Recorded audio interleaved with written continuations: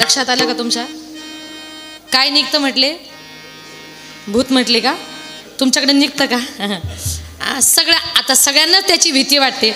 बापाने सांगितलं बाळा रात्री 12च्या नंतर त्या झाडावर म्हटली ते निघतं. आता तो मुलगा त्या झाडाजवळ आला की त्याच्या मनामध्ये यायचं की या झाडावर रात्री 12च्या नंतर भूत निघतं. एक दिवस गंमत अशी झाली, तो कुठेतरी बाहेर गावी गेला होता. त्याला यायला रात्रीचे 11:30 वाजले होते. त्याच्या लक्षामध्ये आलं की आज 100% त्याची माझी भेट होणार. आता 11:45 वाजले होते, जायला दुसरा रस्ता नव्हता. 12 वाजत आले होते. तो मुलगा जसा जसा त्या वडाच्या झाडाजवळ येत होता तशी तशी त्याच्या मनामध्ये भीती वाढत चालली होती. म्हटलं 100% आज त्याची माझी भेट होणार.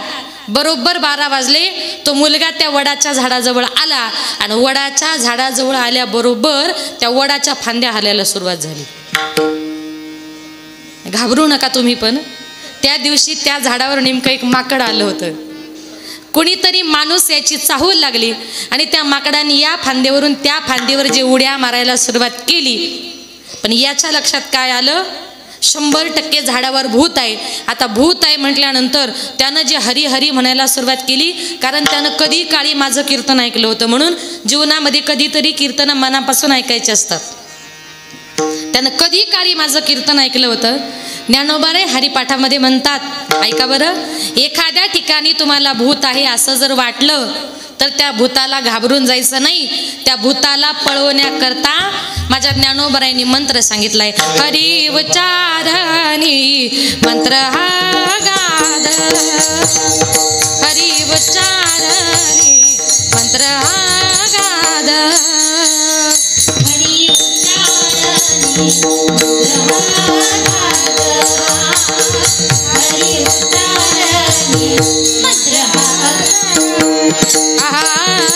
हरी उच्चारणी मंत्र हा गाद, हरी उच्चारणी मंत्र हा गाद, हरी उच्चारणी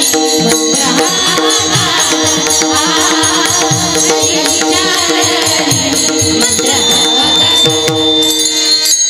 हरी उच्चारणी मंत्र हा गाद, हरी उच्चारणी मंत्र हा गाद, पळे भूत पादा भेटे हरी मुखे म्हणा, हरी मुखे म्हणा, हरी मुखे म्हणा, हरी मुखे म्हणा, हरी उच्चारणी मंत्र हा गाद, हरी उच्चारणी मंत्र हा गाद, पळे भूत पादा भेटे हरी मुखे म्हणा, मुखे म्हणा, हरी मुखे म्हणा, हरी मुखे म्हणा. बघा, त्या भूताला पळवण्याकरता ज्ञानोबरायांनी हरिपाठामध्ये मंत्र सांगितला. हरी उच्चारणी मंत्र हा अगाध, पळे भूत बाधा बेने तेथे. त्यानं कीर्तन ऐकलं होतं, त्याला भूत आहे असं समजल्यानंतर त्यानं जे हरी हरी हरी हरी म्हणायला सुरुवात केली. हरी कुठपर्यंत? घरी येईपर्यंत. घरात गेला त्याचा हरी संपला. आता मला सांगा, त्या झाडावर भूत आहे असं वाटल्यानंतर त्यानं जे हरीचं चिंतन केलं ते आवडीने केलं, भावाने केलं की भीतीने केलं? भीतीने. याला म्हणतात भयाने किंवा भीतीने नामचिंतन करणं. नाथ बाबा म्हणतात भयाने भीतीने नामचिंतन करूच नका. कसं करा? आवडीने भावे. मग आपण आवडीने भावाने जर त्याचं चिंतन केलं तर तुझी चिंता त्यासी सर्व आहे. आपली चिंता करणारा माझा भगवान परमात्मा वरती बसलाय. तुम्ही चिंता कशाचीच करायची नाही, तुम्ही फक्त त्याचं चिंतन करायचं. तुम्ही चिंतन केलं की तुमची सगळी चिंता तो बाजूला केल्याशिवाय राहणार नाही. कारण का? प्रत्येकाच्या जीवनामध्ये 2 गोष्टी येतात. एक येते चिंता आणि दुसरी येते चिता.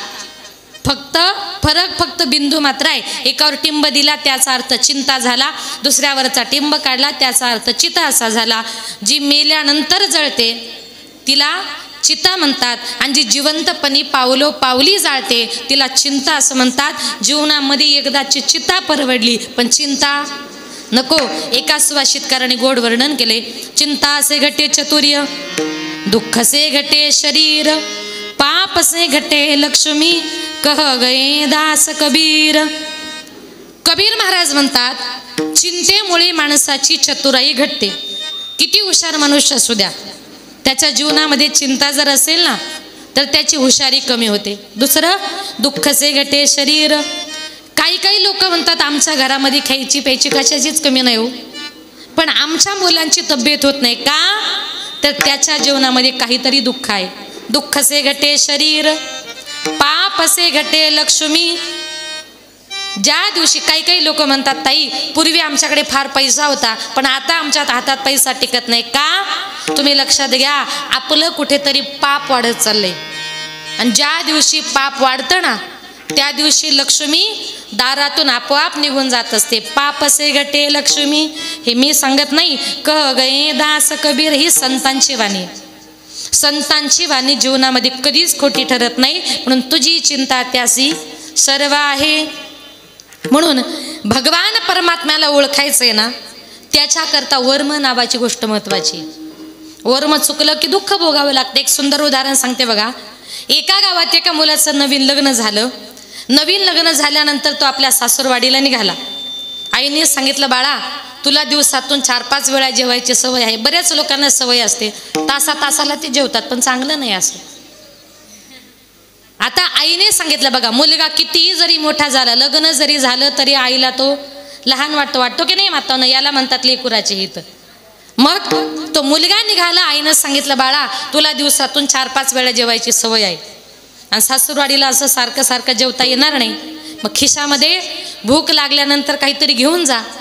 म्हणून त्या आईनं आपल्या मुलाच्या खिशामध्ये असे 2 खिशे भरून भेळीतल्या लाह्या म्हणतात ना ते लाह्या किंवा मुरमुरे असे 2 खिशा भरून दिले आणि जावई निघाला सासूरवाडीला. आता रस्त्याने निघाल्यानंतर सासूरवाडीला सकाळी निघाला. एक 10च्या सुमारास जाऊन पोहोचला. आता त्याला वाटलं गेल्याबरोबर जेवण मागायचं तरी कसं, आणि जर गेल्याबरोबर म्हटलं जेवायला वाढा तर सासूबाई सांगेल जावई जरा लहापटच दिसतो. काय करावं म्हटलं खिशात लाह्या आहे. सासरी बुवा समोर गप्पा मारायला बसले. आता याला खायच्या होत्या लाह्या. त्यानं डोकं लावलं. म्हटलं सासरी बुवा मी सकाळी लवकर निघालो होतो, प्रवास करून फार कंटाळा आलाय, मला फक्त एक 15 मिनिटं आराम करायचा आहे, तुम्ही 15 मिनिटाकरता बाहेर जा, याला खायच्या होत्या लाह्या. आता सासरी बुवा घराच्या बाहेर गेले. त्यानं दार लावलं पण गडबडीमध्ये तो कडीच लावायला विसरला आणि त्याला वाटलं कुणीतरी यायच्या अगोदर लाह्या संपल्या पाहिजे. म्हणून त्यानं दोन्ही खिशामध्ये हात घातला. 2 मूठ भरून लाह्या काढल्या आणि तोंडामध्ये घातल्या. आता मला सांगा 2 मूठ लाह्या जर तोंडामध्ये घातल्या त्या चावता येतील का? आणि नसेल माझ्यावर विश्वास तर घरी जाऊन दुपारी प्रयोग करा बघा. आता 2 मूठ लाह्या तोंडामध्ये घातल्या आणि तेवढ्यात त्याच्या मोठ्या मेहुण्याला समजलं आपले दाजी आले. तो मेहुणा जसा पळत आला दार ढकलून म्हटला दाजी कधी आलात, बरे आहात का, आमची ताई कशी आहे. मेहुण्याचा आवाज ऐकला त्यानं गरकन तोंड फिरवून मान खाली घातली, कारण बोललो तर लाह्या बाहेर येतील. आता त्या मेहुण्याला वाटलं दाजींना काही राग तर नाही आला, म्हणून तोही असा फिरला आणि खाली वाकून बघतो तर काय आपल्या दाजींचं तोंड कशाने तरी सुजलेलं. पळतच गेला. म्हटलं आई बाबा अहो आपल्या दाजींचं तोंड कशाने तरी सुजलं. सासरा म्हटला 2च मिनिटं झाले बाहेर गेलो, काहीच नव्हतं. झालं तरी काय, वैद्य बोलवला, अनेक प्रकारचे इंजेक्शन दिले, फरक पडत नाही. सगळे उपाय करून थकले. सासूबाई म्हटली इतक्या वर्षानं जावई आपल्या घरी आला आणि त्यात हे काय होऊन बसले, इंजेक्शन देऊ फरक पडत नाही. सासूबाई म्हटली आपण घरगुती गावठी उपाय करू. म्हणे काय बघा पूर्वीच्या काळी अंगावर जर सूज आली तर ते वाळूने किंवा विटेने शेकवायचे. सासूबाई म्हटली असं करा यांना वाळूचा विटेचा फरक पडणार नाही, सूज इतकी डेंजर आहे. 2 उलटण्या चुलीमध्ये तापायला घाला. 2 उलटल्या चांगल्या चरचरीत तापवल्या. 2ही उलटण्या याच्या गालावर ठेवल्या. आता तुम्ही जावई लोक बोला हा सासूरवाडीला किती त्रास झाला तरी चालेल पण सासूरवाडीला आपली इज्जत जाऊ द्यायची. बघा कशी सगळेच नाही म्हटली. इज्जतीसाठी अक्षरशः सगळे चटके सहन केले पण तोंड काही उघडलं नाही. आता सासूबाई म्हटली इंजेक्शन देऊन फरक पडत नाही, चटके देऊन फरक पडत नाही, सगळे उपाय करून थकले. आणि तेवढ्यात त्याचा सगळ्यात छोटा मेहुणा गेला होता शाळेत. त्या दिवशी गुरुजींनी नेमकं शाळेमध्ये शिकवलं, एखाद्या माणसाची दातखिळ जर बसली आणि एखादा मनुष्य तोंड उघडत नसेल तर त्याचं नाक दाबायचं, मनुष्य आपोआप तोंड उघडतो. तो मुलगा शाळेतून घरी आला, बघतो तर काय, घरासमोर सगळी गर्दी जमलेली. काय झाले कोणी सांगत नाही. गर्दीतून पुढे गेला आणि त्याला एकच समजलं, आपले दाजी काय तोंड उघडत नाही. गर्दीतून पुढे गेल्याबरोबर त्याने आपल्या दाजींचं असं नाक दाबून धरलं. 1 मिनिट झाला, जीव जायची वेळ आली आणि जीव जायची वेळ आल्याबरोबर त्या दाजींनी फुर्रकन सगळ्यांच्या अंगावर मुरमुऱ्यांचा फवारा केला. मला एकच सांगायचंय का त्याच्या तोंडामध्ये काय आहे हे वर्म जर अगोदरच कळालं असतं तर त्याला इंजेक्शन घेण्याची, चटके घेण्याची गरज नव्हती. वर्म चुकलं म्हणून दुःख भोगावं लागलं. तुकोबाराय म्हणतात, देवा ऐसी भर में मज धावी नारायणा, ऐसी भर में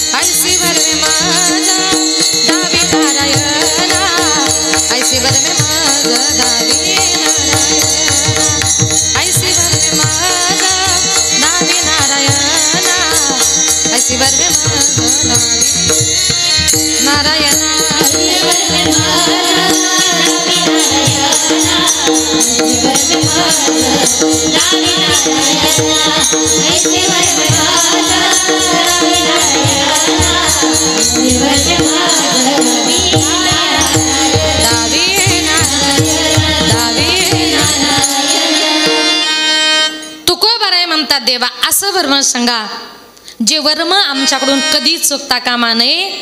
मी देवाला ओळखायला, संतांना ओळखायला जीवनामध्ये मी कधी चुकणार नाही.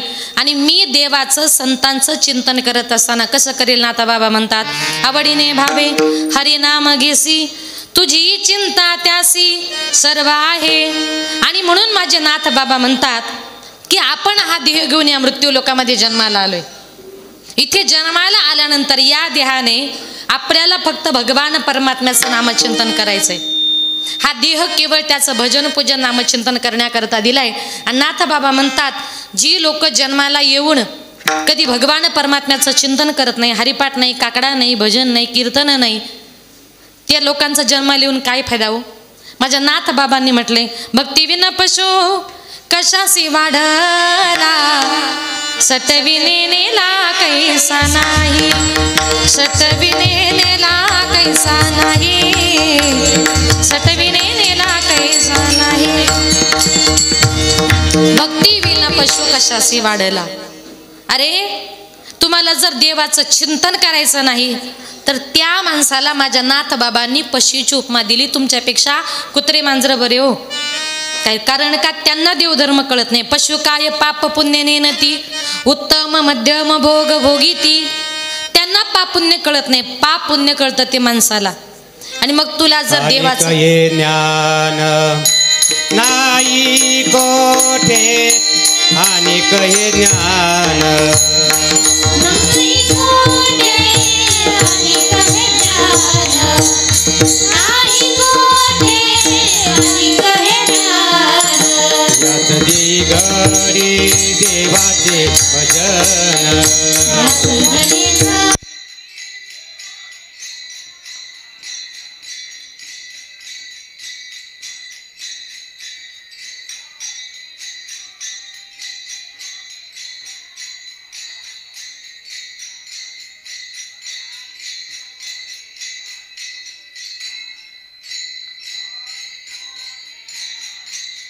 त्याच देही घडे देवाचे भजन, अनेक हे ज्ञान नाही कोठे.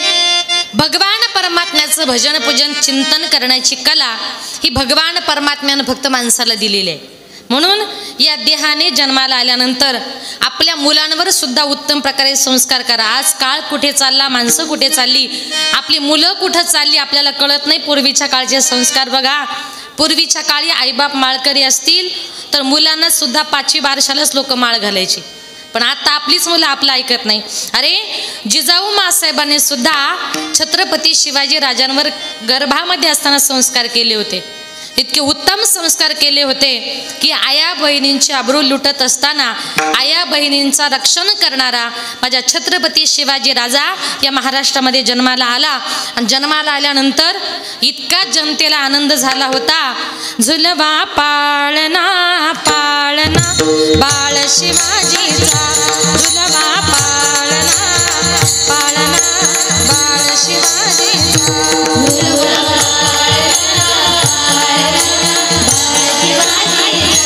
झुलवा पाळणा पाळणा बाळ शिवाजीचा, झुलवा पाळणा पाळणा बाळ शिवाजीचा, झुलवा पाळणा पाळणा बाळ शिवाजीचा, झुलवा पाळणा बाळ शिवाजीचा.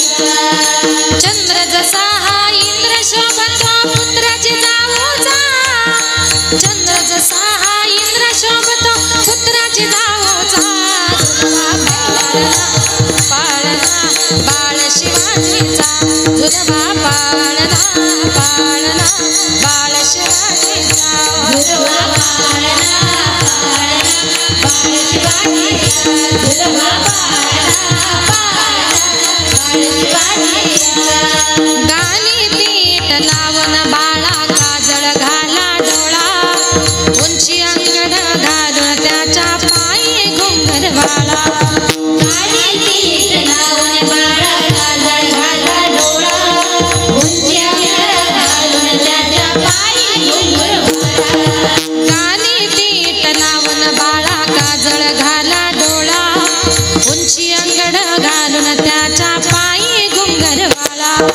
राजस रूपडा डोई टोपडा पावन सुख गो, निंबल नवतरा लवकर दुष्ट लागल बाळा, कौसल्याचा राम जसा लाल यशोदेचा, झुलवा पाळणा बाळ शिवाजीचा, झुलवा पाळणा पाळणा बाळ शिवाजीचा, झुलवा पाळणा पाळणा बाळ शिवाजीचा, झुलवा पाळणा पाळणा बाळ शिवाजीचा. आहा जो जो रे बाळा जो जो रे, जो जो रे बाळा जो जो रे, जाग रे बाळा जाग रे, जाग रे बाळा जाग रे, जो जो रे बाळा जो रे, जो जो रे बाळा जो रे, जो जो रे बाळा जो.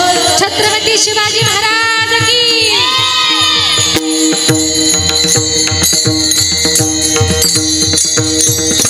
बघा जिजाऊ मासाहेबांनी जर उत्तम प्रकारे संस्कार केले नसते तर छत्रपती शिवाजी राजांसारखा राजा जन्माला आला नसता.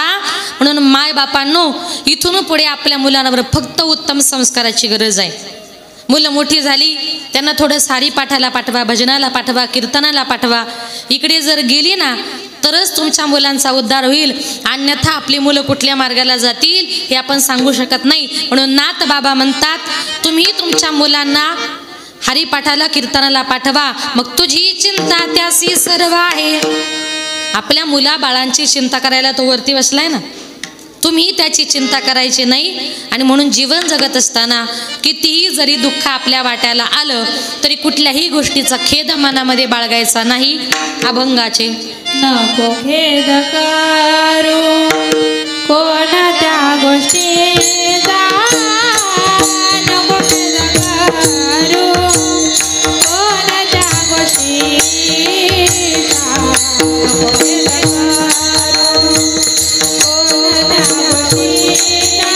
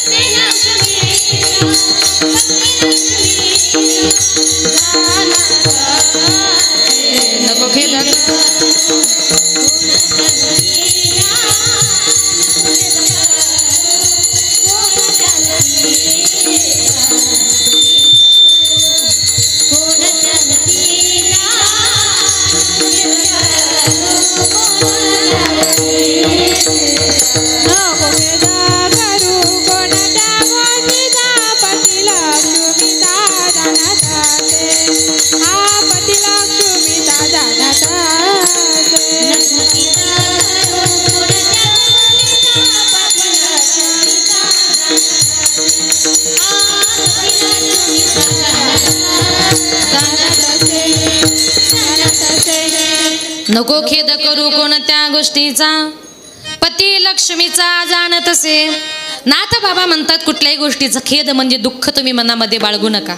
लक्ष्मीचा पती तुमची माझी प्रत्येकाची काळजी घ्यायला तयार आहे, म्हणून तुम्हाला चिंतन लक्ष्मीचं करायचं नाही, लक्ष्मीच्या पतीचं करायचंय. काही काही लोक सकाळी सकाळी उठले की फक्त तिच्याच पाठीमागे लागतात. ती म्हणजे लक्षात आलं का कोण? लक्ष्मी. लक्ष्मी म्हणजे आपल्या भाषेमध्ये पैसा. लोक उठले की पैशाच्या पाठीमागे पळतात, तिच्या पाठीमागे पळून चालणार नाही. ती त्या भगवंताची बायको आहे आणि तो ठरवतोय माझ्या बायकोला कुणाच्या घरी पाठवायचं. ते पैसा पैसा लक्ष्मी लक्ष्मी करून लक्ष्मी मिळणार नाही. तुम्हाला जर लक्ष्मी मिळवायचं असेल तर त्या अगोदर तुम्हाला नारायणाचं, भगवान परमात्म्याचं चिंतन करावं लागेल. आणि तुम्ही नारायणाचं जर चिंतन केलं, तुम्ही घरामध्ये बसून हरिपाठ केलं, भजन केलं, एखादा अभंग जर म्हटलात तर सुखे येतो घरा नारायण. देव तुमच्या घरामध्ये येईल. आणि देव घरामध्ये आला की सगळ्या जगाला माहिती आहे देवाच्या चरणाची सेवा कोण करते? कोण करते? लक्ष्मी. मग देव आला की लक्ष्मी आपोआप घरामध्ये येते. पाय लक्ष्मीचे हाती, लक्ष्मीचे हाती, पाय लक्ष्मीच्या हाती, लक्ष्मीच्या हाती, पाय लक्ष्मीचे हाती, लक्ष्मीचे पाय लक्ष्मीच्या हाती, लक्ष्मीच्या हाती, पाय लक्ष्मीचे हाती, दिसी येतो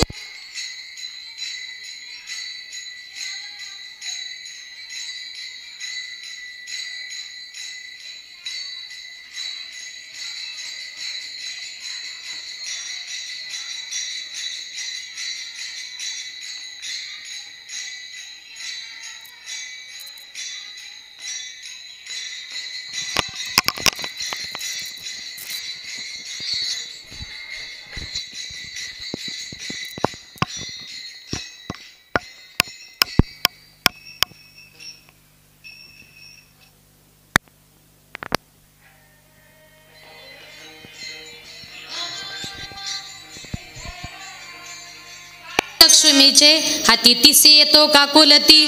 देव घरामध्ये आला की लक्ष्मी आपोआप घरामध्ये आल्याशिवाय राहणार नाही. म्हणून लक्षात आलं का? उद्यापासून सकाळी उठल्याबरोबर पैशाच्या पाठीमागे पळायचं नाही. उठल्याबरोबर पहिले हात देवाला जोडायचे. काय? देवाला हात जोडायचे. जे काम करायचंय त्यात भगवंताला सांगा, देवाला सांगा, देवा या कामाकरता निघालोय, संध्याकाळी घरी येईपर्यंत ते काम पार पडण्याची जबाबदारी तुझी. आणि देवावर जर भार घालून कामाला निघालात ना, तुमचं काम पूर्ण झाल्याशिवाय राहणार नाही.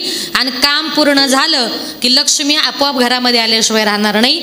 म्हणून तुकोबाराय म्हणतात, तुझी नाथ बाबा म्हणतात, तू चिंता करायची नाही, नको खेद करू कोणत्या गोष्टीचा, पती लक्ष्मीचा जाणत असे. जीवनामध्ये आपण फक्त याला त्याला माझं माझं म्हणतो. जिवंतपणे लोक म्हणतात बायको माझी, मुलं माझी, आई माझी, बाप माझा, सगळ्या जगदुनियेला माझं माझं म्हणतो. पण कुठपर्यंत? जोपर्यंत संकट नाही येत तोपर्यंत. ज्या दिवशी जीवनामध्ये काहीतरी संकट येतं ना, एक माया नावाची गोष्ट अशी आहे, त्या मायेपोटी मनुष्य माझं माझं म्हणतोय, पण कुणीच कुणाचं नाही. एक सुंदर उदाहरण सांगते बघा. एका गावामध्ये एक साधू महाराज आले.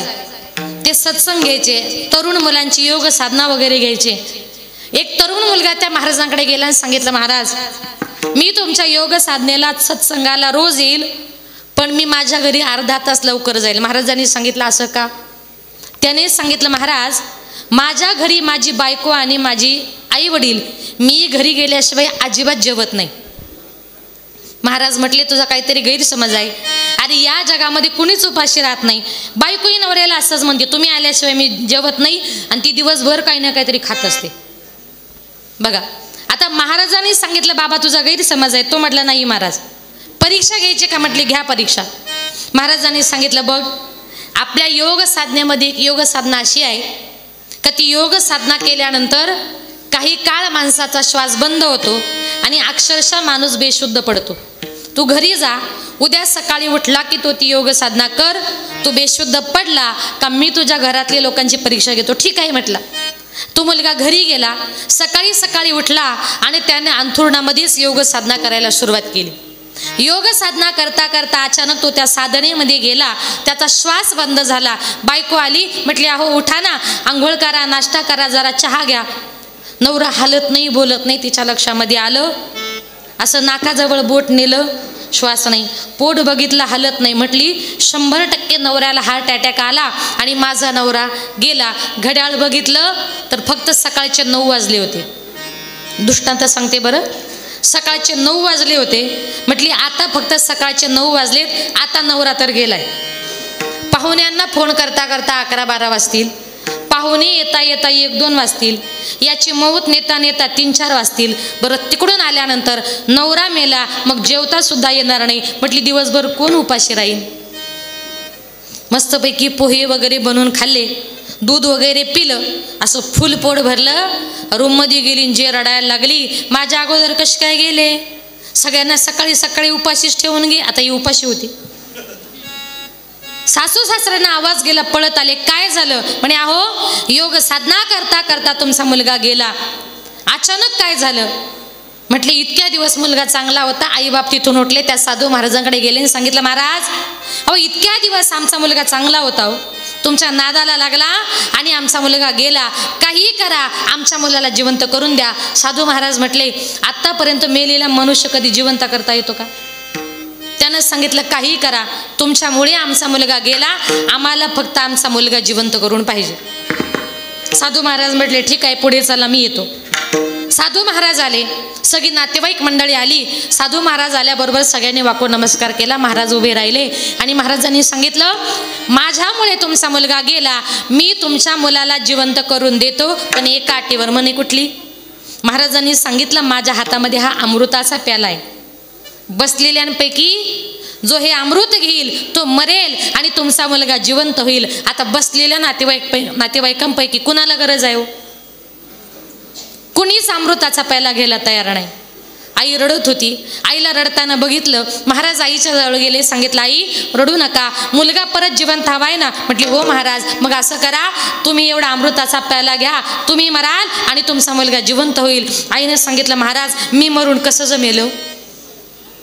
माझ्या पाठीमागं माझे बाकीचे मुलं, नातवंड, सुना, त्यांचा सांभाळ कोण करेल? म्हटले, घेत नाही का? म्हटले, नाही. बापाकडे गेले. बाप रडत होता. बापाला सांगितलं, बाबा रडू नका, काय करू? अहो मुलगा जिवंत हवाय. म्हटले, हो महाराज. म्हटले, मग असं करा, तुम्ही एवढा अमृताचा प्याला घ्या, तुम्ही मराल आणि तुमचा मुलगा जिवंत होईल. त्यानं सांगितलं, महाराज अहो मी मेल्यानंतर माझी एवढी शेती वाडी द्राक्षाच्या बागा कोण सांभाळेल? म्हटले, घेत नाही का? म्हटले, नाही महाराज. पुढे गेले. बायको रडत होती. बायकोला सांगितलं, ताई रडू नका, पती परत जिवंत हवाय ना? म्हटली, हो महाराज. मग असं करा, तुम्ही एवढा अमृताचा प्याला घ्या, तुम्ही मराल आणि तुमचा नवरा जिवंत होईल. ती बाई म्हटली, महाराज मी मरून त्याला जिवंत करून मला त्याचा काय फायदा? म्हटले, घेत नाही का? म्हटले, नाही महाराज. महाराज म्हटले, अरे तुम्हाला तुमचा मुलगा जिवंत करून पाहिजे आणि अमृताचा प्याला घ्यायला कुणीच तयार नाही, तुमचा मुलगा जिवंत करायचा कसा? मग ते आईबाप उठले, साधू महाराजांच्या पाया पडले, 2 हात जोडले आणि सांगितलं, महाराज आता तुम्हीच असं करा. महाराज म्हटले, कसं करू? आईबाप म्हटले, महाराज तुम्हाला बायको नाही, मुलं नाही, संसार नाही, प्रपंच नाही, बरं तुम्ही मेल्यावर तुमचं कुणाला दुःखही होणार नाही.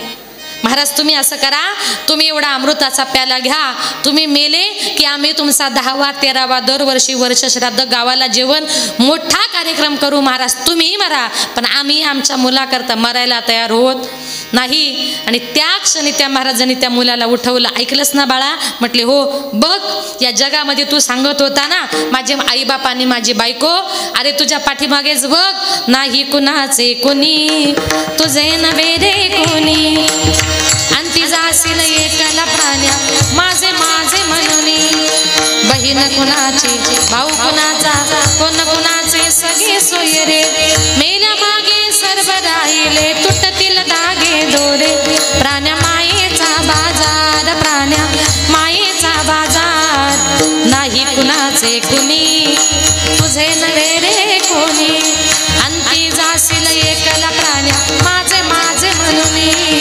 अंती जाशील एकला प्राण्या, माझे माझे म्हणून. बघा, जिवंतपणी एक माया नावाची गोष्ट अशी आहे, त्या मायेपोटी मनुष्य सगळ्या जगदुनियेला माझं माझं म्हणतो, पण तसं जर पाहिलं तर या जगामध्ये कुणीच कुणाचं नाही. या सुखाचे सांगते कामा नये कोणी अंती, कामा नये कोणी अंती, कामा नये कोणी अंती, सुखाचे सांगते कामा नये कोणी अंती, कामा नये कोणी अंती, कोणी अंती. सर्व सुखाचे संगती कामा नये कोणी अंती. म्हणून जीवनामध्ये आपल्या बरोबर काहीच येणार नाही. म्हणून संत महात्मे म्हणतात, नको खेद करू कोणत्या गोष्टीचा, पती लक्ष्मीचा जाणत तसे. लक्ष्मीचा पती तुमची माझी प्रत्येकाची काळजी व्हायला तयार आहे.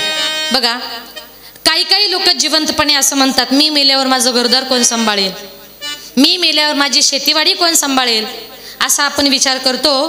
पण या जगामध्ये कुणाचंच कशा वाचून काही राहत नाही. जोपर्यंत जिवंत आहे तोपर्यंत अडतं, एकदा का माणूस गेला की सगळी लोक ॲडजस्टमेंट करतात. म्हणून बघा, आपण इथे जन्माला आलात ना, मग जन्माला आल्यानंतर भगवान परमात्मा म्हणतात की तुम्ही कष्ट करा, तुम्ही कष्ट जर केलं तर फळ द्यायचं काम माझ्याकडे आहे. मग भक्त सुद्धा म्हणतात, देवा आम्ही सुद्धा कष्ट करणार आहोत, कष्ट करता करता तुझं नामचिंतन करणार आहोत, पण ही संसारूपी भवसागर आम्हाला काय करायचं आहे, पार करायचं आहे. करू ना करो कष्ट हरो ज्ञान दो भगवन, भव में फसी नाव मेरी तार दो भगवन, करू ना करो कष्ट हरो ज्ञान दो भगवन, भव में फसी नाव मेरी तार दो भगवन, दर्द की दवा तुम्हारे पास है, दर्द की दवा तुम्हारे पास है, ये जिंदगी दया के भीख मांगती, मन में बसा कर तेरी मूर्ति, उतारो मैं गिरधर तेरी आरती, मन में बसा कर तेरी मूर्ति, उतारो मैं गिरधर तेरी आरती, तेरी आरती, तेरी आरती. भगवंता आम्ही तुझं नामचिंतन करायला तयार आहे, पण ही संसारूपी भवसागरा अलीकडे आम्ही आहोत आणि पलीकडे नेणारा हा आपल्याला फक्त भगवान परमात्मा आहे. आणि म्हणून मी सांगत काय होती की जीवनामध्ये कोणाचंच कशावरून काही अडत नाही. एक शेवटचं उदाहरण सांगते बघा. एका गावामध्ये एक साधू महाराज असे फिरत फिरत आले होते. फिरत फिरत आले, मारुतीच्या मंदिरामध्ये मुक्कामा करता थांबले. संध्याकाळच्या वेळेला एक सज्जन मनुष्य त्या मंदिरामध्ये गेला. सांगितलं, महाराज आपण कोण? त्यानं सांगितलं, मी दक्षिण भारतची यात्रा करतोय, रात्रीचा मुक्काम. म्हटले तुमच्याच मंदिरात? त्या सज्जन गृहस्थानं सांगितलं, महाराज मंदिरात मुक्काम करण्यापेक्षा माझ्या घरी चला, मी तुमच्याकरता पाचीपक्वान्नाचं भोजन करतो. साधू महाराज त्या सज्जन माणसाच्या घरी मुक्कामाला गेले. भोजन वगैरे झालं, रात्री मुक्काम केला. सकाळी उठले आणि त्या साधू महाराजांनी सांगितलं, तुम्ही माझी खूप छान सोय केली, तुमच्या घरी राहून आनंद वाटला, आता मी येतो, पण त्या सज्जन महाराज माणसाला सांगितलं, बाबा तुम्ही धार्मिक दिसता, येता का माझ्याबरोबर दक्षिण भारतच्या यात्रेला? 6 महिन्याचा प्रश्न आहे. त्यानं सांगितलं, महाराज मी तुमच्याबरोबर यात्रेकरता आलो असतो, पण घरी माझी बायको 2 मुलं आहेत, त्यांचं कसं होणार? साधू महाराजांनी सांगितलं, तेवढाच प्रश्न आहे म्हटले. हो. मग त्याने साधू महाराजांनी सांगितलं, बाबा तू जर माझ्याबरोबर 6 महिन्याकरता आला तर दर महिन्यामध्ये मी तुझ्या बायकोच्या अकाउंटवर 5,000 रुपये पाठवतो, मग चिंता? त्यानं सांगितलं, मग चिंताच नाही.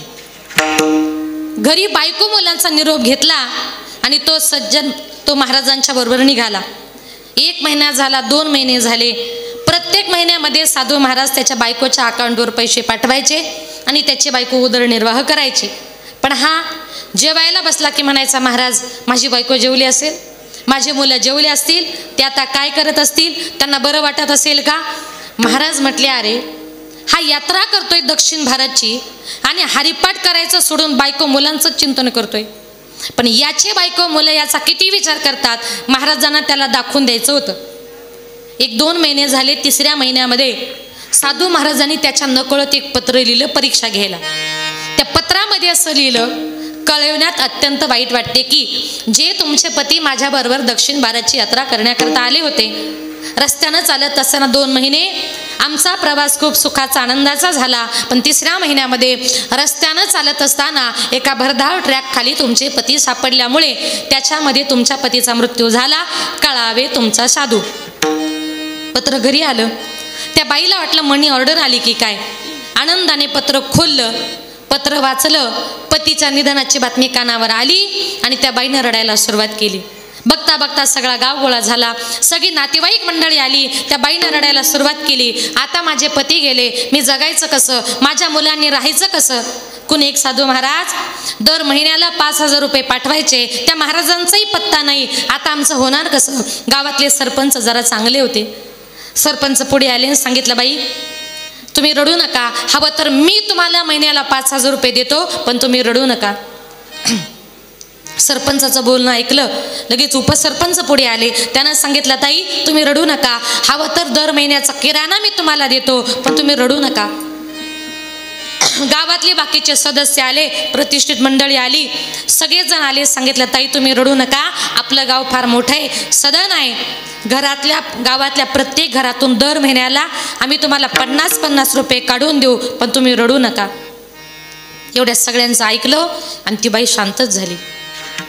आणि दर महिन्याला त्या बाईचं रुटीन सुरू झालं. सरपंचाचे 5,000, उपसरपंचाचा किराणा, गावातल्या सगळ्या लोकांकडून 50-50 रुपये, कोणाचे साड्या, कोणाचे कपडे, कोणाचे पैसे, कोणाचा किराणा, असं करता करता 1-2-3 महिन्यामध्ये त्या बाईच्या जवळ 7-8 लाख रुपये जमा झाले. कारण येणं होतं, जाणंच नव्हतं. तिने विचार केला, एवढ्या पैशाचं करायचं काय? म्हटली, छोट्या घरात राहण्यापेक्षा एखादा चांगला सिंगल बंगला बांधू. त्या बाईनं बंगला बांधला. रोज मुलांना काजू काय, बदाम काय, सफरचंद काय, चांगले कपडे काय. 2 महिन्यामध्ये काजू, बदाम, सफरचंद खाऊन तिघे जण चांगले तयार झाले. आणि तो तिकडे चिंता करत होता, माझे बायको मुलं काय खात असतील, त्याला काय माहीत काजू बदाम खाता येते. असं करता करता 6 महिने झाले. दक्षिण भारतची त्याची यात्रा पूर्ण झाली. यात्रा पूर्ण झाली, परत आले. शेजारच्या गावामध्ये मुक्कामाला थांबले. त्यानं सांगितलं, महाराज आत्ताच आमच्या गावात चला ना. महाराजांनी सांगितलं, असं रात्री बेरात्री गावात जाणं बरं नाही. अरे 6 महिने थांबलास, एका रात्रीने काय होणार आहे? मग रात्री 2-2:30 वाजता त्यानं महाराजांना झोपेमध्ये बघितलं. 2-2:30 वाजता उठला, आपल्या गावात आला, आपल्या घरी आला. बघतो तर काय, तिथे घर नव्हतं, तर तिथे बंगला होता. त्याच्या लक्षात आलं, कोणीतरी मी गेल्यानंतर माझी जागा लुबाडली, तिथं बंगला बांधला, पण माझ्या बायको मुलांचा पत्ता एवढ्या रात्री या बंगल्यातलेच माणसं सांगतील. म्हणून असा बंगल्याच्या खिडकीतून आतमध्ये डोकावून बघितलं तर अशा मोठ्या बेडवर अशी एक जाडी जाडी बाई आणि 2 जाडे जाडे पोरं झोपले होते. तो म्हटला, हे आपले नाही, कारण गेला तेव्हा बारीक होते ना, आणि तो येईपर्यंत चांगले तयार झाले. तो म्हटला, हे आपले नाही, पण आपल्या बायको मुलांचा पत्ता म्हटले हे घरातलेच माणसं सांगतील. म्हणून त्यानं बंगल्याची बेल वाजवली. बेल वाजवल्याबरोबर त्या बाईनं दार उघडलं. समोर आपल्या पतीला बघितलं आणि किती आनंद व्हायला पाहिजे हो. समोर नवऱ्याला बघितलं आणि हळूच म्हणते, का हो तुम्ही? तो म्हटला, का ग तू? आणि कपाळाला बुक्कान मंगळसूत्र काय केलंस? ती म्हटली अहो 3 महिन्यापूर्वी तुम्ही गेल्याची बातमी कानावर आली म्हणून सगळं काढून टाकलं. तो म्हटला अगं तुला कोणी सांगितलंय मी मेलोय? मी अख्खा जिवंत आहे ना. ती म्हटली जरा हळू बोला. तो म्हटला माझ्या बायकोच्या समोर मी का हळू बोलायचं?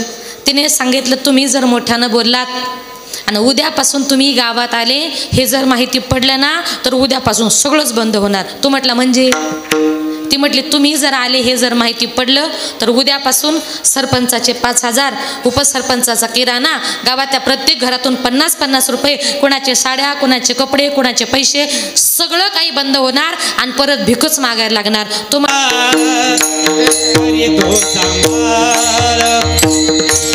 सकल जीवांचा करीतो सांभाळ,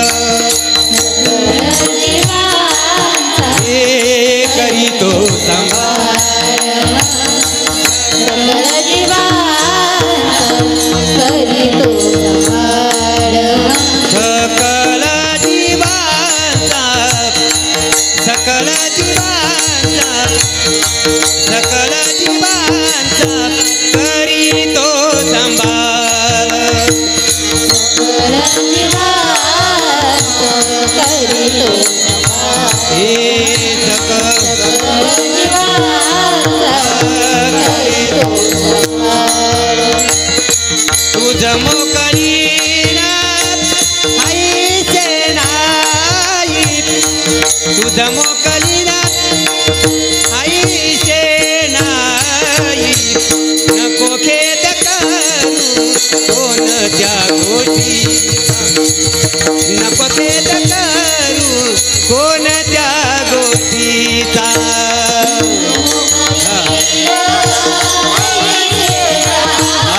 तुझा मोकळी हे नको खेद करू कोणत्या गोष्टी, नको खेद करू कोणत्या गोष्टीचा, कोणत्या गोष्टीचा. सकळ जीवांचा करीतो संभाळ, तूज मोकलीला ऐसे नाही. मग अशी दृष्टांत सांगितला ना. नाथ बाबा म्हणतात आपल्या सगळ्यांचा संभाळ करणारा भगवान परमात्मा आहे आणि आपण जर त्याचं चिंतन केलं तर तो आपलं सगळं काही सांभाळल्याशिवाय राहत नाही. म्हणून तुकोबाराय म्हणतात भगवान परमात्म्याने आपल्याला जेवढं दिलंय ना त्याच्यामध्ये तुम्ही समाधान माना. अभंगाचे 4 जैसी स्थिती आहे तैसा पनीर आहे, जैसी स्थिती आहे तैसा पनीर आहे,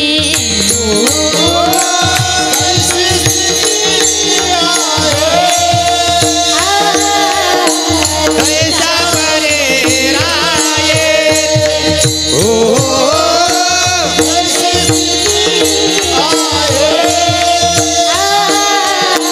कैसा परे राये, कमतुका तो पाहे सांची ताजे, कमतुक तो पाहे सांची ताजे, कमतुक तो पाहे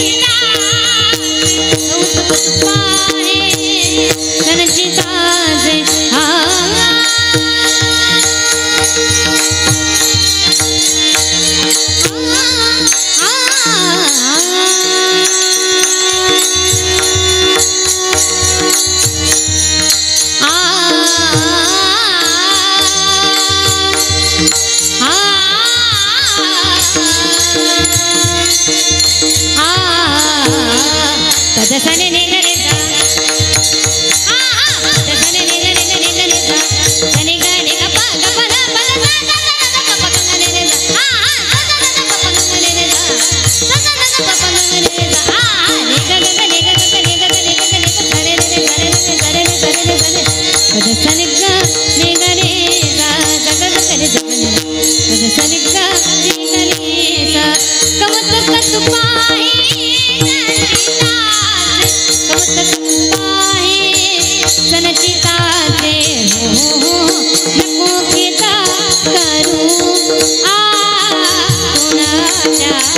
गोष्टीचा नको घेता करू कोणाच्या गोष्टीचा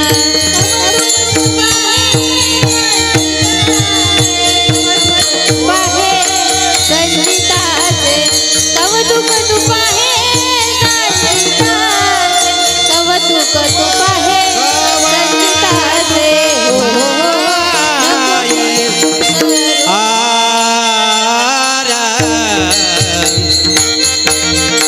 कौतुक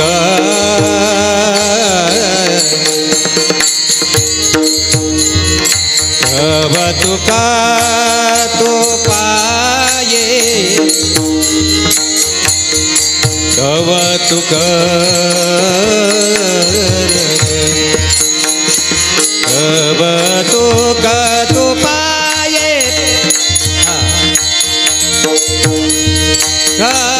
कौतुक पाये संचिताचे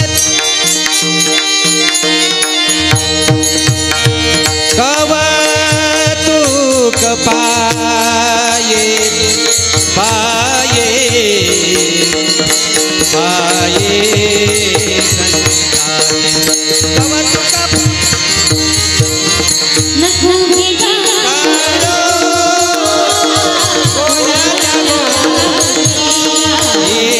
नको केलं कोणाच्या गोष्टी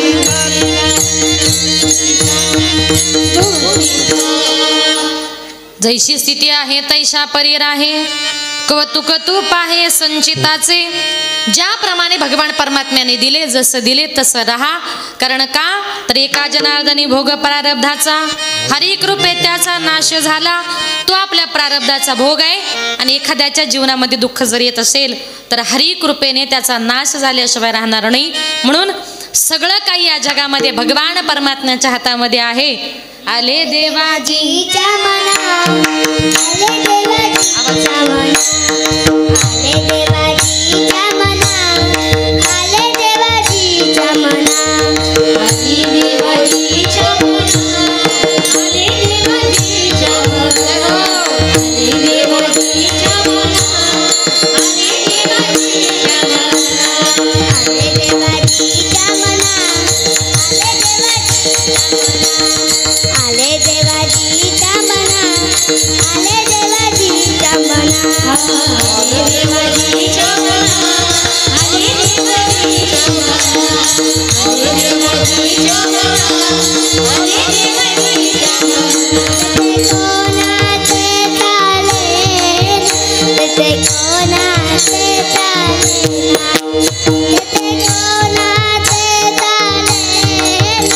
ते हा हा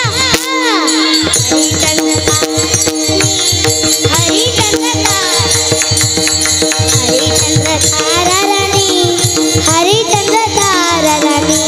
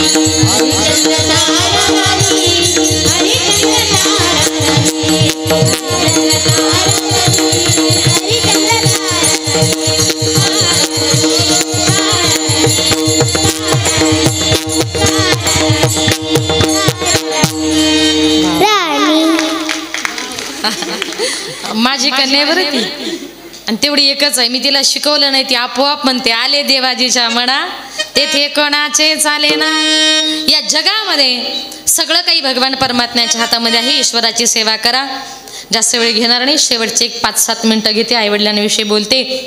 या विश्वामध्ये आई बापासारखं श्रेष्ठ दैवत नाही. जिवंतपणी माणसाला मायबापाची किंमत कळत नाही. एकदा का आपले मायबाप या जगातून या विश्वातून निघून गेले नंतर कितीही जरी रडलं फायदा होणार नाही.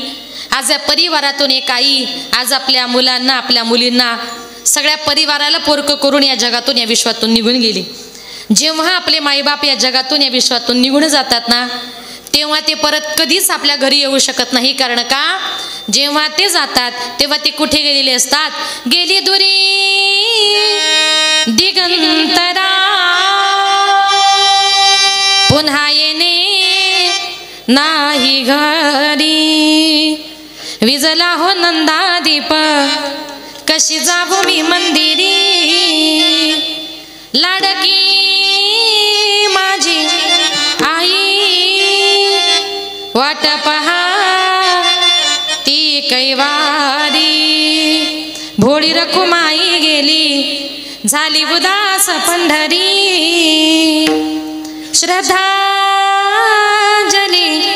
देता थर थरे माझी काया. राहू दे रे माझी आई मोक्षपदी देवराया. जिवंतपणी किंमत कळत नाही.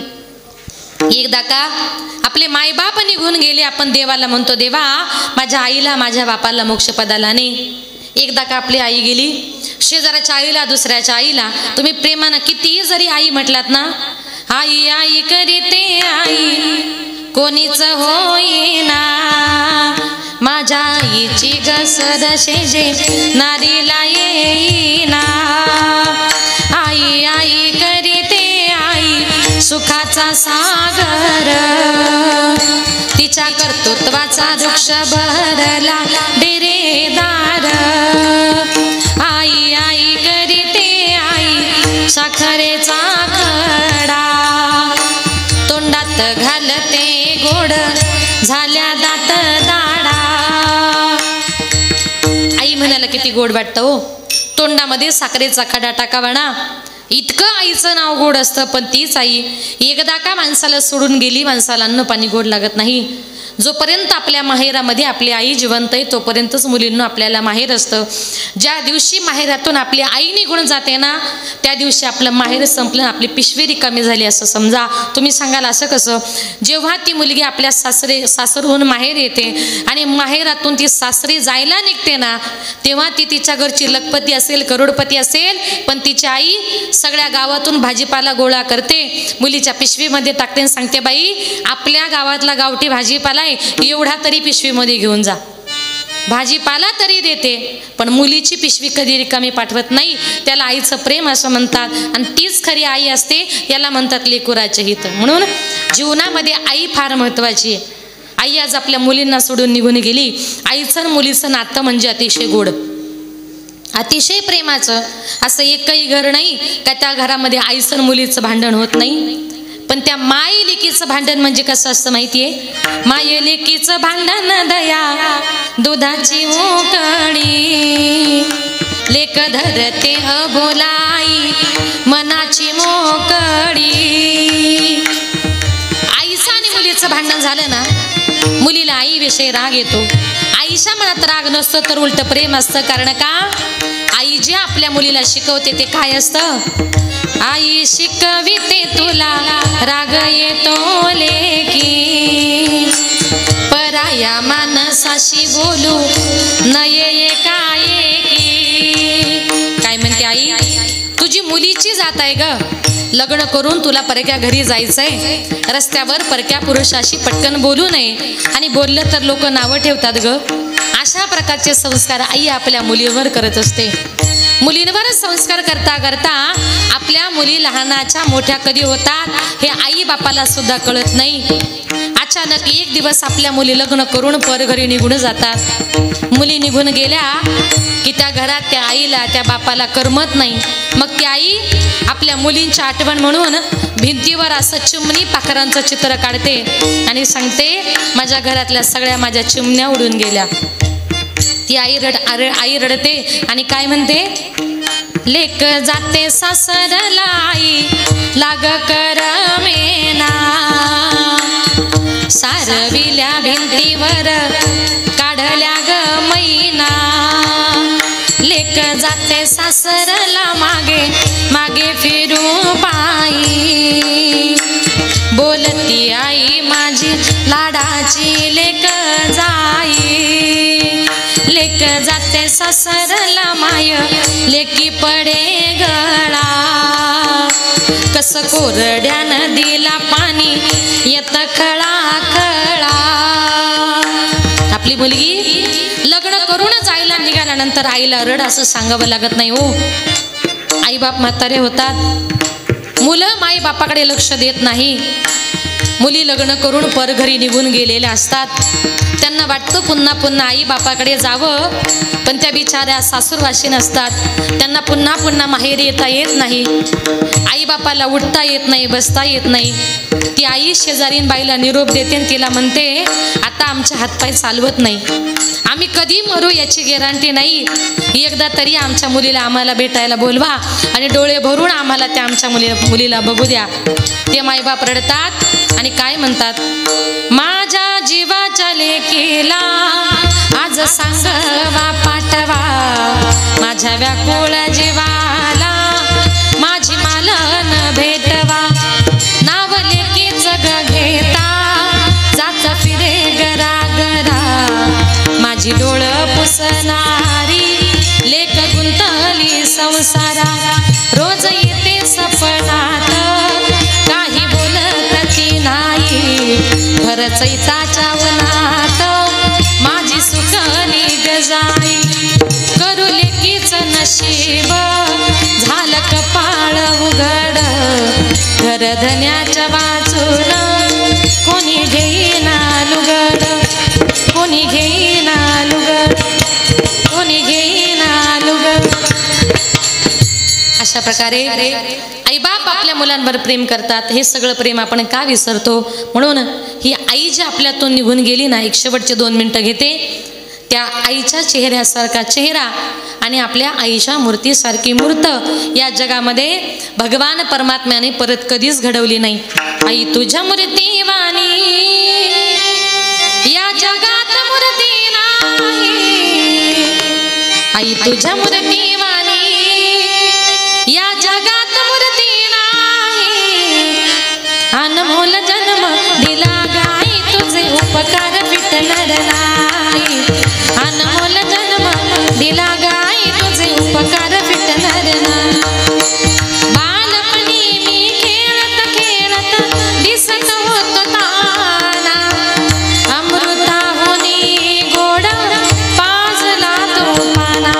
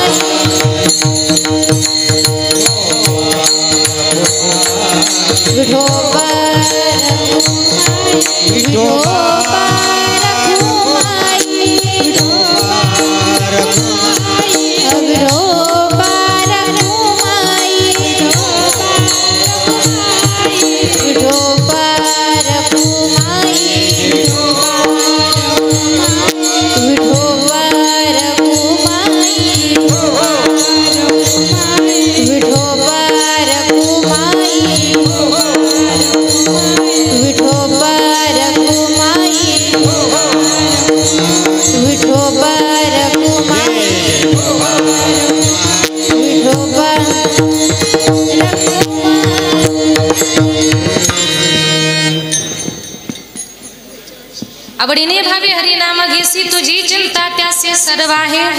आता या ठिकाणी माझ्या अल्पमतीप्रमाणे अभंगाचा धावता भावार्थ आपल्या समोर मांडण्याचा प्रयत्न केला. कार्यक्रमाची वेळही संपलेली आहे. आज या ठिकाणी कैलासवासी गंगा भागीरथी गीताबाई बाबूराव कातकाडे या मातेच्या प्रथम पुण्यस्मरणाच्या निमित्ताने आज या ठिकाणी जी काही कीर्तनरूपी सेवा आयोजित केली त्यांच्या पश्चामध्ये त्यांची सुनबाई आहे गंगा भागीरथी आनंदाबाई संपतराव कातकाडे. त्यांचा मुलगा आहे ॲडव्होकेट श्री अशोक भाऊ बाबूराव कातकाडे. त्यांचे नातू आहेत आदरणीय श्री संदीप भाऊ संपतराव कातकाडे, ते सरपंच आहेत.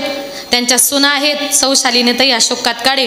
त्यांच्या नातसुना आहेत, त्यांच्या मुली आहेत सौभाग्यवती बाबाबाई शंकरराव फड, सौभाग्यवती चंद्रभागाबाई वसंतराव वनवे आणि लताताई एकनाथ गीते, सौ सरलाताई भीमराव बोडके. त्यांचा संपूर्ण नातू पुतण्या जावई खूप मोठा असा हा परिवार आहे. आणि या सगळ्या परिवारातून एक आई आज या जगातून या विश्वातून निघून गेली. अतिशय कष्टाचं मुलाचं जीवन त्या मातेनं जगलं, आपल्या मुलांवर उत्तम प्रकारे संस्कार केले आणि आज भगवान परमात्मा त्यांना आपल्यातून घेऊन गेला. ईश्वर त्यांच्या आत्म्याला चिरशांती देव. माझ्या वतीने माझ्या संपूर्ण महाराष्ट्र वारकरी संप्रदायाच्या वतीने गडबड करू नका. आईंना भावपूर्ण आदरांजली श्रद्धांजली या ठिकाणी अर्पण करते. 2 मिनटं गडबड करू नका, 2 मिनटं गडबड करू नका. आणि आज या ठिकाणी संपूर्ण कातकाडी परिवाराच्या वतीने ही सेवा माझ्याकडे आलेली आहे. त्यांच्या परिवाराचं मनपूर्वक मी या ठिकाणी आभार मानते. आणि या कीर्तनाकरता ज्यांनी 2 तास गोड अशी मृदुंगाची सेवा दिली त्या महाराष्ट्रातील एक नामवंत महिला मृदुंगाचार्य, महाराष्ट्रामध्ये महिलांमध्ये ज्यांचं 1 नंबरला नाव आहे अशा यशोदाताई साळुंके नाशिकवरून या ठिकाणी आल्या. गोड अशी मृदुंगाची सेवा दिली. यशोदाताईंचं या ठिकाणी मनपूर्वक आभार मानते. ज्यांनी गोड असं गायनाचं काम केलं त्या माझ्या विद्यार्थिनी युवा कीर्तनकार भूमिताई पाटील, युवा कीर्तनकार श्रावणीताई आव्हाड, युवा कीर्तनकार आरतीताई मेमाने. इकडे आमच्या आदरणीय ताई नाव काय वाघताई, त्या मला वाटतं सुकेण्याच्याच आहेत, कावणाईच आहेत का. सुंदर असं गायन त्यांनी केलं. आमच्या आदरणीय बाबा नाव काय महाराजांचं, भाऊसाहेब महाराज बोडके, तुम्ही पडवळ सर, सुंदर हार्मोनियम तुम्ही वाजवतात आणि आज या ठिकाणी गोड असं गायन केलं. आपल्या सर्वांचं मनपूर्वक आभार. पाठीमागे ज्या विद्यार्थिनी आहेत त्या माझ्या ध्येयपूर्ती संतमुक्ताई मुलींचे वारकरी शिक्षण संस्था, वडूनवघर तालुका भिवंडी जिल्हा ठाणे, भिवंडी ठाण्यावरून म्हणून आम्ही सकाळी सकाळी सगळ्याजणी आलेलो आहोत. त्याच्यामध्ये आमच्या सगळ्या विद्यार्थिनी असतील, त्यामध्ये आमची शिवानी असेल, नंदिनी असेल, सगळ्यात छोटी आहे ती माझी कन्या ध्येया, इकडे सुप्रिया आहे, वैष्णवी, स्मृती, भक्ती आणि विधेकरी आमचे महाराज, आमचे आदरणीय सानप महाराज सोनगिरीचे, आपल्या प्रकाश महाराज हिंगणवेड्याचे अतिशय गोड कीर्तनामध्ये नाचतात. त्यांनी म्हणजे हा वारकरी संप्रदायाचा वसा घेतलाय. कुठलंही कीर्तन असू द्या, छान विना घेतात, नाचू कीर्तनाच्या रंगी, ज्ञानदीप लावू जगी. आज बऱ्याच वर्षानंतर महाराजांची आमची भेट झाली, आनंद वाटला. चोपदार या ठिकाणी आहेत, खेरवाडीचे कोटमगावचे हे 2 चोपदार आहेत. आता 2 चोपदार म्हणजे माझे भक्कम दोन्ही भाऊ आहेत, त्याच्यामुळे काही टेन्शन नाही. यांनी दाढी काढली वाटतं, नाही तर दोघं सेम टू सेम. कोटमगाव म्हणजे माझं माहेरच, आणि बऱ्याच वर्षापूर्वी त्यांनी माहेर म्हणजे असं मानतात मला. बायकांना वाटलं काय झालं माहेर, म्हणजे माझे मानलेले ते भाऊ आहेत. भाऊ 2 पाठीशी आहे म्हटल्यानंतर मला चिंता नाही. माझ्या दोन्ही भावांचं या ठिकाणी मनपूर्वक आभार. आमचा आवाज तुमच्यापर्यंत ज्याने सुंदर गोड पोचवला ती शिवकमळ साऊंड सिस्टीम जायगाव, दादा गोड ऑपरेटिंग केलं, सुंदर सिस्टीम दिली, तुमचंही या ठिकाणी मनपूर्वक मी आभार मानते. तुम्ही सगळा श्रोतवर्ग, गणगोत्र, नातेवाईक त्यांच्या दुःखात सहभागी झाला, त्यांच्या कार्याची शोभा वाढवली. जमलेल्या सगळ्या माझ्या माता भगिनी, तुम्ही सगळे पुरुष वर्ग, सर्वांचं या ठिकाणी मनपूर्वक मी आभार मानते. स्टेजवर बसलेली वारकरी संप्रदायातील वारकरी मंडळी, महाराज मंडळी, सर्वांचा मनपूर्वक आभार. यूट्यूबच्या माध्यमातून हा कार्यक्रम महाराष्ट्रभर दिसणार आहे. आमच्या दादांनी सुद्धा गोड असं या कार्यक्रमाचं शूटिंग केलं. दादा तुझंही या ठिकाणी मनपूर्वक आभार मानते. बोलताना चुकलं असेल तर क्षमस्व. झालेली सेवा संत सावता महाराजांच्या विठ्ठल रुक्मिणीच्या चरणी समर्पित करून, ज्यांनी गोड अशी हार्मोनियमची संगीताची साथ दिली ते आदरणीय भोराजी महाराज वाकी, बाळासाहेब महाराज, भोराजी महाराज यांनी अतिशय बघा सुंदर असं ते ऑर्गन पण म्हणता येणार नाही त्याला आणि हार्मोनियम पण म्हणता येणार नाही, अगदी छोटंसं ते आहे, पण इतकं छान संगीत आपण त्याच्यातून दिलं, गोड अशी सेवा दिली. महाराज तुमचंही या ठिकाणी मनपूर्वक आभार. ज्ञानेश्वर माऊली, ज्ञानराज माऊली, ज्ञानेश्वर